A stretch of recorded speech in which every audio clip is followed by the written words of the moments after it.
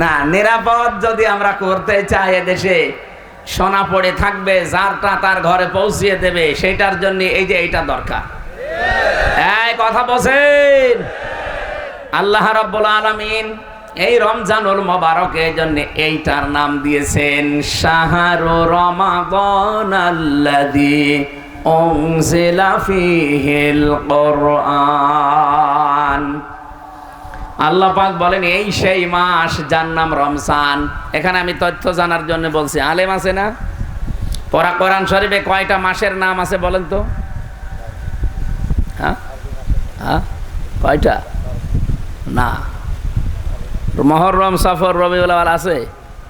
নেই। পরা কোরআনে মাত্র একটা মাসের নাম আল্লাহ দিয়েছেন, তার নাম রমজান। 12টা মাসের নাম সূরা তাওবা একবারে আছে, কিন্তু নাম নেই। ইন্না ইদ্দাতাশ শুহুরি ইনদাল্লাহি 12 শাহরান ফি কিতাবিল্লাহ। আল্লাহ বলেন আমার কিতাবে আমি লিপিবদ্ধ করেছিলাম 12টা মাসের নাম, কিন্তু কি কি এটা আর বলেন নাই। একটা মাসের নাম শুধু কোরআনে আল্লাহ দিয়েছেন, নাম কি? আরো জোরে বলেন। রমজান শব্দের শাব্দিক অর্থ হচ্ছে জ্বালিয়ে দেওয়া, পুড়িয়ে দেওয়া, শেষ করা, মিটিয়ে ফেলা। প্রায় 33টা অর্থ আছে। রমজান অলরেডি এখন চলছে। কি জ্বালিয়ে দিতে এসেছে রমজান? হ্যাঁ, আমাদের অপরাধ, আমাদের পাপ, আমাদের গুনাহ, আমাদের অহংকার, আমাদের আমিত্ব। সুতরাং অহংকার যাদের আছে তাদের অহংকারে রমজানে যেন জেলে পুড়ে শেষ হয়ে যায়। কথা বলেন এখন। রমজান আসার পরও যদি আপনি অহংকার থেকে মুক্ত হতে না পারেন, আপনি মরণের আগে আর সোজা হবেন না। আপনার ভেতরে আমিত্ব আছে, আমি কি হনুরে, হনুমান হয়ে গেছেন। এইটা আপনার ভেতর থেকে রমজান আসার পরও যদি দূর না হয়, আপনি বিশ্বাস করে নিতে পারেন যে আপনি মরণের আগে আর সোজা হবেন না। আপনার ভেতরে শয়তানি যে কাজ কারবার গুলো উকি মারে, শয়তান তো এখন বাধা আছে, এরপরও আপনার দ্বারা শয়তানের কাজ কারবার হয়। শয়তানের কাজ কি? শয়তানের 1 নাম্বার কাজ হচ্ছে দুনিয়াতে শয়তান অপচয় করে বেশি। কি করে? আরো জোরে বলেন। আপনার জীবনে অপচয় আছে? এই যে বিড়ি খাওয়া, এটা অপচয় না? কোন লাভ আছে বিড়ি খেলে আপনি বলেন তো? অনেকে বলে হয়তো টেনশন। আরে শয়তান, বিড়ি খেলে আরো টেনশন বাড়ে। কারণ আপনার একটাই খাবার দুনিয়াতে আছে যার গায়ে লেখা থাকে আমাকে খাবেন না। তার নাম কি? আমাকে খেলে কি হয়?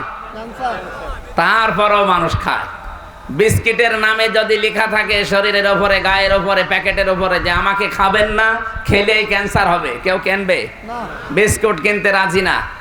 কোন খাদ্য দ্রব্য কিনতে মানুষ রাজি না যদি লেখা থাকে যে আমাকে খেলেই ক্যান্সার হবে। শুধু একটা খাবার কিনি, কি? এই এলাকায় বিড়ি খায় কি আমি জানি না, যদি খান ছেড়ে দিন। এটার দ্বারা কি লাভ আছে আপনার? আরো ক্ষতি। একদিকে নিজের আসল টাকা আপনি আগুন দিয়ে পুড়িয়ে ছাই করে দিলেন। কথা বলেন না কেন? টেনশন দূর করার জন্য বিড়ি খান, টেনশন আরো বাড়ে, আপনার কলিজা নষ্ট হয়ে যাচ্ছে। যদি একবার ক্যান্সার শরীরে বাসা বাঁধে, 14 বংশ বিক্রি করে একটা ঔষধের পয়সা হবে না। সুতরাং এই মহামারী এবং ভয়ঙ্কর এই মারাত্মক রাস্তায় যেন আমরা কেউ পা না দেই। যারা খান আজকে থেকে আল্লাহকে ভয় করে ছেড়ে দেবেন। কারা কারা ছেড়ে দেবেন হাত তোলেন তো। এই একজন বিড়ি খায়, হ্যাঁ ঠিক আছে। এই এলাকা তো অনেক ভালো দেখছি, হিন্দু হলেও ভালো আছে। আমার ভাইরা, শয়তানের 1 নাম্বার কাজ আমরা বলছিলাম অপচয় করা। ইন্নাল মুবাদ্দিরিনা কানু ইখওয়ানাশ শায়াতিন। অবশ্যই যারা অপচয় করে এরা আর মানুষ থাকে না, এরা শয়তানের ভাই হয়ে যায়। বলেন নাউজুবিল্লাহ। ও কুষ্টিয়া রাজবাড়িবাসী, ভালো করে শোনেন। পৃথিবীতে যত গুনাহ আছে, যত অপরাধ আছে, সে জেনার মতো গুনাহ হোক, মানুষ হত্যা করার মতো অপরাধ হোক, কিন্তু আল্লাহ কোনো অপরাধীকে বলেন নাই শয়তানের ভাই। শুধু একটা অপরাধীকে আল্লাহ বলেছেন শয়তানের ভাই, সেটা হচ্ছে যারা, বলেন বলেন আরো জোরে বলেন। এই যে কত যুবক মানুষ আছে তারা অপচয় করে চোখের। চোখের অপচয় কি? এই যে মোবাইলে, কম্পিউটারে, ল্যাপটপে এমন এমন দৃশ্য দেখে যেটা চোখের অপচয় না, এরকম দৃশ্য এলাকায় হয় না? কত মানুষ নিজের যৌবনকে নষ্ট করে ফেলছে এই সমস্ত উল্টা পাল্টা সিরিয়াল দেখে। সুতরাং আজকে থেকে অপচয় রোধ করা লাগবে। হ্যাঁ, কথা বলছেন? যেটা নিজের সামনাসামনি মানুষ দেখলে আপনি লজ্জা পান আর নিজে নিজে দেখলে আনন্দ পান, এইটা থেকে বিরত থাকা লাগবে। এই মোবাইলে মানুষের এমন এমন দৃশ্য তৈরি করা আছে যেটা নিজে দেখলে আনন্দ পায় আর অন্য দেখলে লজ্জা পায়, শরম পায়। এমন দৃশ্য মোবাইলে নেই? যার আছে এখনই ডিলিট করেন, নাই তো আমি কিন্তু একজনের মোবাইল চাইবো। নেন, করেন তাড়াতাড়ি এক্ষণে ডিলিট করা লাগবে। যেটা নিজে দেখলে আনন্দ পান, ভালো লাগে, অন্য দেখলে লজ্জা লাগে, এইটাই হারাম।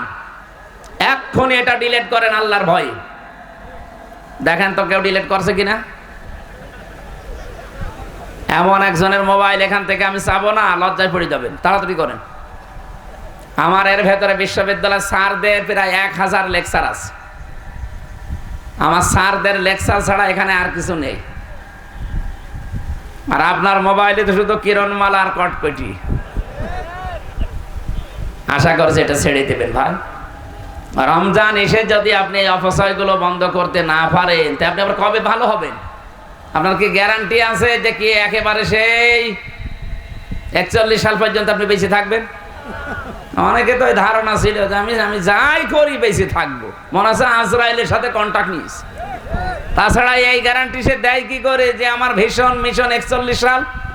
1 সেকেন্ডের যেখানে আমাদের গ্যারান্টি নেই, আর মানুষ দেয় কত সাল? আপনি কি কিছু বুঝলেন নাকি আন্দাজে?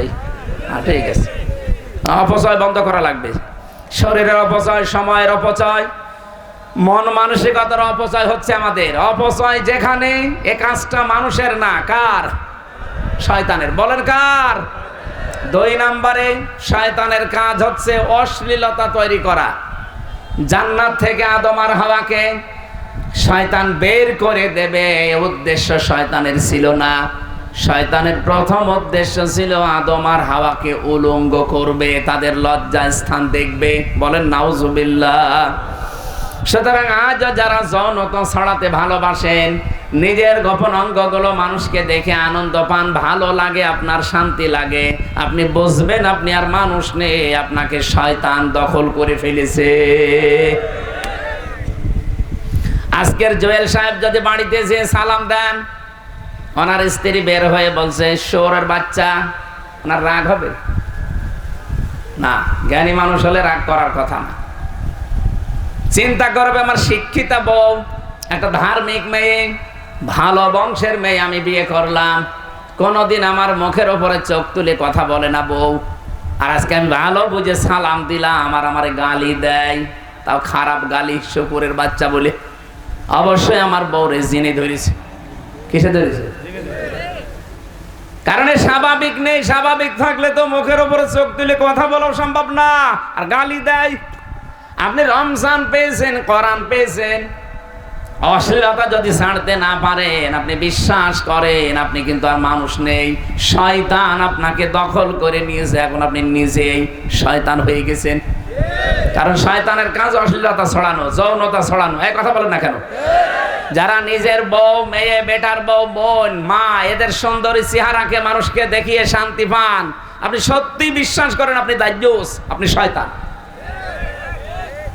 একটু সুন্দর হলে আরো সুন্দর করে সাজায়, বিউটি পার্লারে নিয়ে সাজিয়ে মোটরসাইকেলে নিয়ে যায় খোকসায়, মানুষকে দেখায় যে জিনিস আমার আছে। তো জিনিস আপনার আছে, আমি কি করব? বলেন, আপনার জিনিস আপনি দেখবেন। এই কথা বলেন না কেন? এই কাজ বন্ধ হওয়া লাগবে ভাই।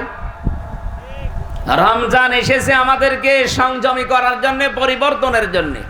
এই সমস্ত পরিবর্তনগুলো যদি 11 মাস আপনি পরিবর্তনের সিস্টেম নিতে না পারেন, তো রমজান এসেই যাবে, রমজান চলে যাবে, আপনার কিছুই হবে না। কি কিছু হবে না? হবে না। শয়তানের আরো কাজ আছে। শয়তান হচ্ছে অহংকারী।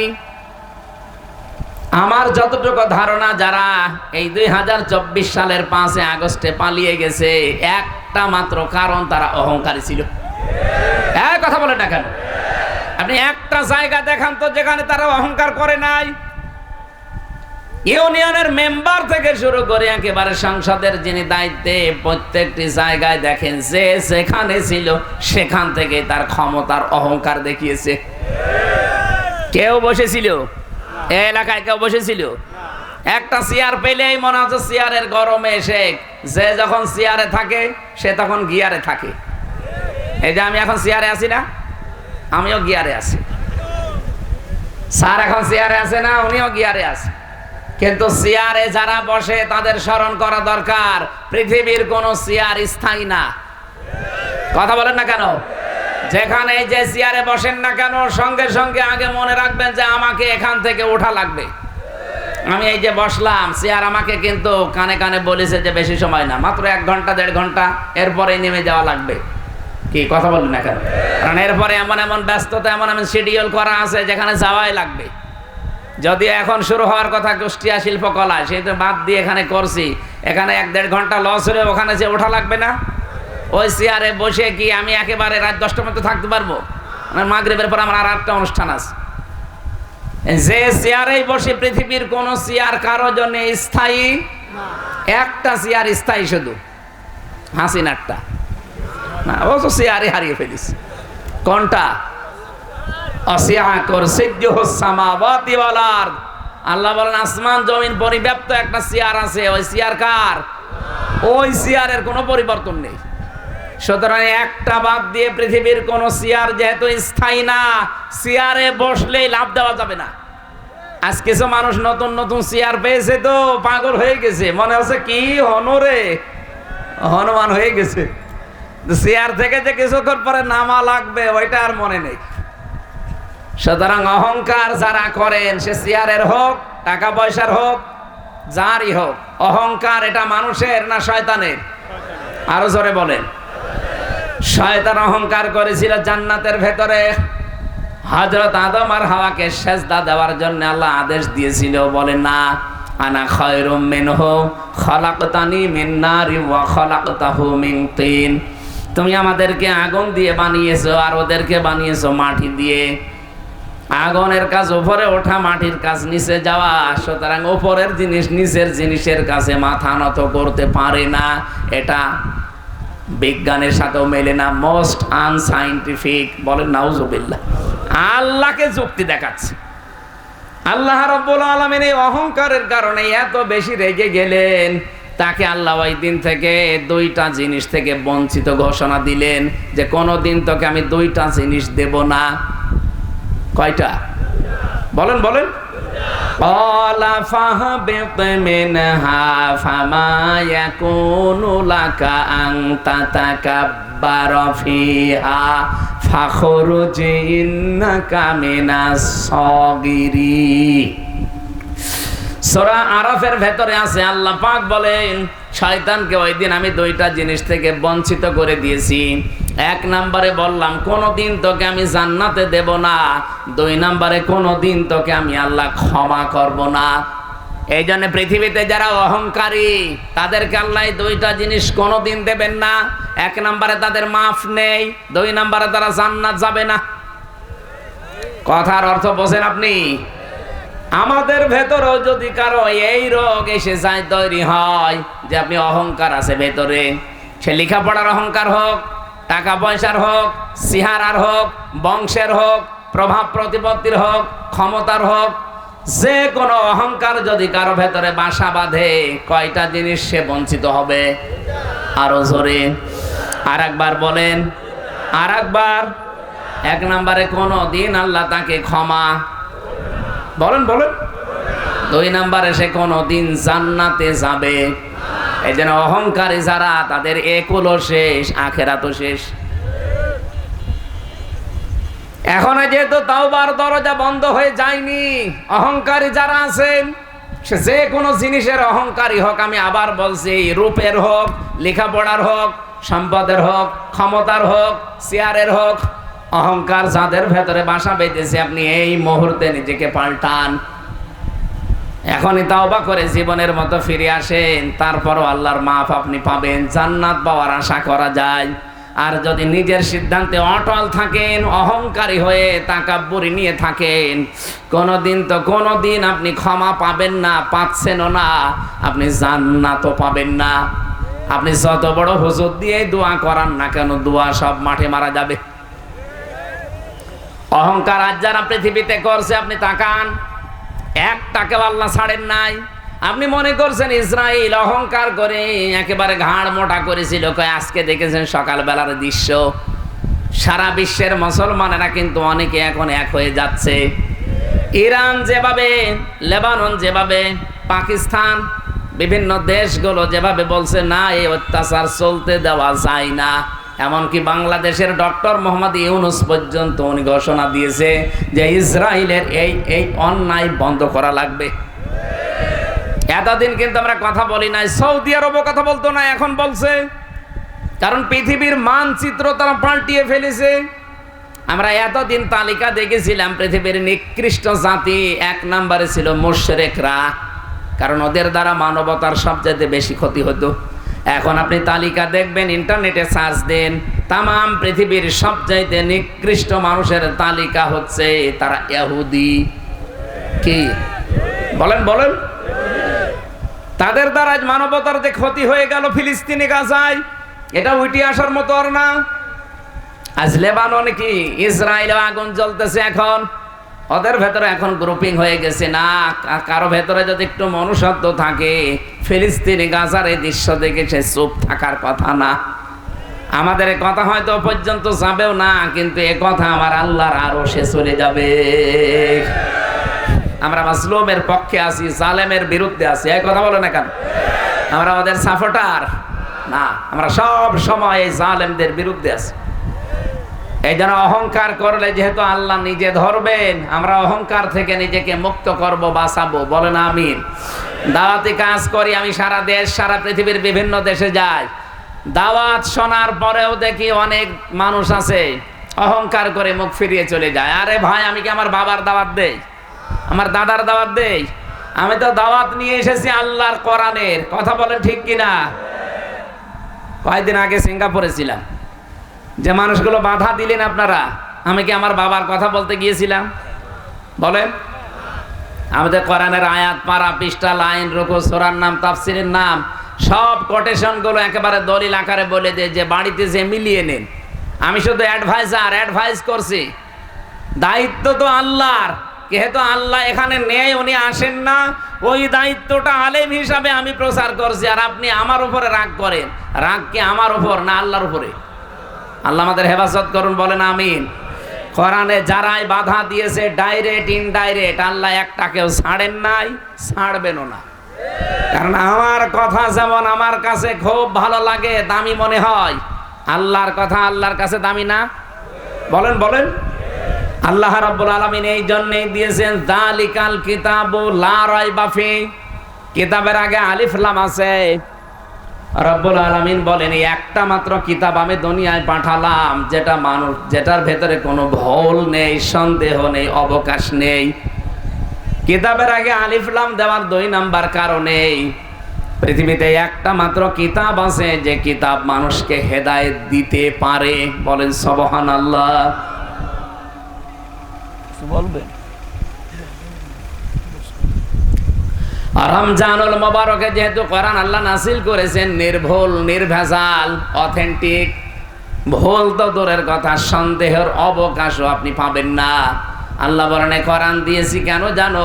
হুদাল লিল মুত্তাকিন, মুত্তাকিদেরকে হেদায়েত দিতে। প্রশ্ন আসতে পারে, মুত্তাকি হয়ে গেলে আবার হেদায়েত দরকার কি? মুত্তাকি যদি আমি হয়ে যাই, তো আমার হেদায়েত লাগবে কেন? অন্য স্থানে আমরা পেয়েছি হুদাল লিন্নাস ওয়া বায়্যিনাতিম মিনাল হুদা ওয়াল ফুরকান। কোরআন আমি নাযিল করেছি মানব জাতির হেদায়েতের জন্য। এই খেয়াল করবেন, এখানে প্রথম বললেন আমি মুত্তাকিদের হেদায়েত দেব কোরআন দিয়ে। দ্বিতীয় পেয়েছি সূরা বাকারা 185 নম্বর আয়াতে যে আমি কোরআন দিয়েছি মানব জাতির হেদায়েতের জন্য। 3 নম্বরে সূরা নাহালের 89 নম্বর আয়াতের শেষের দিকে পাবেন হুদাল লিল মুসলিমিন। এ কোরআন আমি দিয়েছি মুসলমানদের হেদায়েত দেওয়ার জন্যে। আল্লাহর কথা কয় রকম পেলাম? বলেন বলেন, কথায় পর্যন্ত বুঝেছেন কিনা বলেন? আল্লাহর কথা 3 রকম হয়ে গেল। উনিও কি আমাদের হাসিনা সাহেবের মতো সকালে এক কথা বলে বিকালে বলে না আমি এটা বলি নাই? আল্লাহ পাক বলেন আমি যেটা একবার বলি ওইটাই ফাইনাল, কোনদিন আমার কথা নড়ন চড়ন নেই, রদ বদল নেই। তাহলে এখানে 3 রকম কথা বললেন কেন? তাফসিরে মুফাসসিরিন ইকরাম ফি জিলালিল কোরআনের মাইজাবিতে লিখেছে 3টাই ঠিক আছে। 1 নম্বরে পৃথিবীতে মানব জাতির জন্য আল্লাহ পাক হেদায়েতের জন্য কোরআন দিয়েছেন। তামাম দুনিয়ার সব মানুষ কোরআনের উপকার পাবে, কোরআন থেকে কল্যাণ লাভ করবে, সম্পূর্ণ না, কিছু না কিছু। এই জন্য দেখবেন পৃথিবীর বহু মানুষ আছে কোরআন মানে না, বিশ্বাস করে না, কিন্তু কোরআনে কারিমের কিছু নিয়ম তারা মেনে তারা আবার শান্তিতে আছে। আজ পৃথিবীর অন্যান্য ধর্মের দিকে তাকান, তারা কি কোরআন বিশ্বাস করে? বলেন না কেন? কোরআন মানে, কোরআন যে আল্লাহর পাঠানো কিতাব এটাও তারা বিশ্বাস করতে চায় না, কিন্তু কোরআন থেকে কিছু নিয়ম তারা উপকারের জন্য পারিবারিক জীবনে আর রাজনৈতিক জীবনে তারা নিয়েছে। এটা রেকর্ড হচ্ছে, এই কারণে বলছি। শুধু এই কয়জন মানুষ আমার সামনে না, এখন বাংলার 18 কোটি মানুষ আমার সামনে। এটা কালকে সারা বাংলাদেশে ছড়াবে। আপনি দেখেন পৃথিবীর ময়দানে যারা অমুসলিম, এই যে আপনাদের পাশের গ্রামে হিন্দু, এই হিন্দু ভাইরা কোরআন বিশ্বাস করে না, কোরআন মানেও না, কিন্তু কোরআন থেকে যে একটা নিয়ম আছে বিবাহ, বিবাহের কথা কোরআনে নেই? আমিন আয়াতিহি আন খালাকালাকুম মিন আনফুসিকুম আজওয়াজান লিতাসকুনু ইলাইহা ওয়া জাআলা বাইনাকুম মাওয়াদ্দাতাও ওয়া রাহমা ইন্না ফি যালিকা লাআয়াতান লিকাউমিন ইয়াতাফাক্কারুন। আল্লাহ বলেন আমার বহু নিদর্শন দুনিয়া আছে, এর ভেতরে অন্যতম নিদর্শন এই যে আমি তোমাদের থেকে তোমাদের জোড়া তৈরি করেছি, স্বামীর থেকে স্ত্রী বানিয়েছি। কেন বানালাম? কারণ তার কাছে তুমি শান্তি স্বস্তি এগুলো ফিরে পাবে। তাহলে বিবাহের এই ক্ষেত্রটা ওরা কোরআন থেকে নিয়েছে এই কারণে, কারণ দেখছে পরিবার সমাজ এবং রাষ্ট্রের স্থিতিশীলতা ঠিক রাখার জন্য বিবাহের বাইরে দুনিয়াতে আর কোনো নিয়ম নেই। এই জন্য সব ধর্মে বিবাহ কম বেশি আছে না নেই? ওরা কি বিবাহ করে কোরআনের নিয়ম মতো?